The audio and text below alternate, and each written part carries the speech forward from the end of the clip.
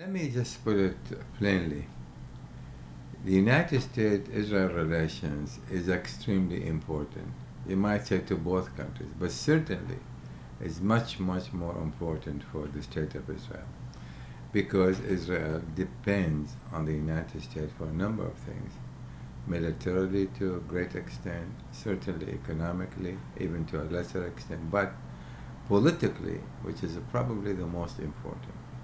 That is, American political support of the State of Israel basically provided Israel with a shield, protecting it from onslaught by the international community, be that from the Security Council, be that from the Arab state, from any other criticism or pressure that's coming from anywhere else.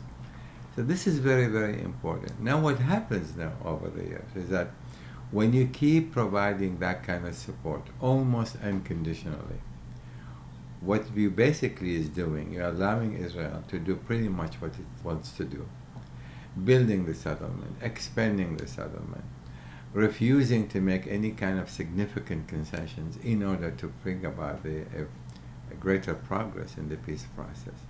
Which means by not putting certain pressure on Israel by the United States, the US is enabling Israel to resist, not to accept any kind of changes. And this is the problem I see.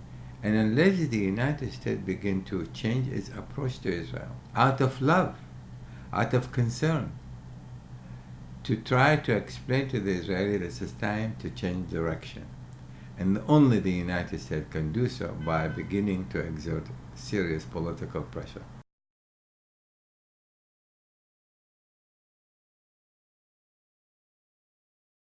Without any question, that is when Israel can take the United States for granted, and it is no longer concerned about any kind of international pressure coming either from the European community or even organized through the Security Council.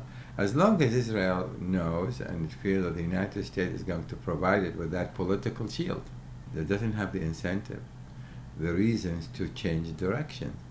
And as a result, I absolutely believe that Israel is digging itself deeper and deeper into the West Bank.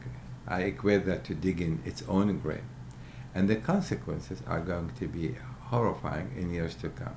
Because I keep asking anyone who is against these views, I ask the simple question: where Israel will be otherwise if there is no change in direction? How Israel is going to extract itself from the West Bank? What side of a solution is going to provide the Palestinians that will be acceptable to them? They do not have these kind of questions. They keep telling me, they keep saying, we don't have a partner to negotiate with, the Palestinians cannot be trusted. But that's not enough. Time is not in Israel's favor. And let's be very clear. The Palestinians can wait another year, can wait another 10, can wait another 15, but it's Israel that is going to sink, making the prospect of a two-state solution practically impossible.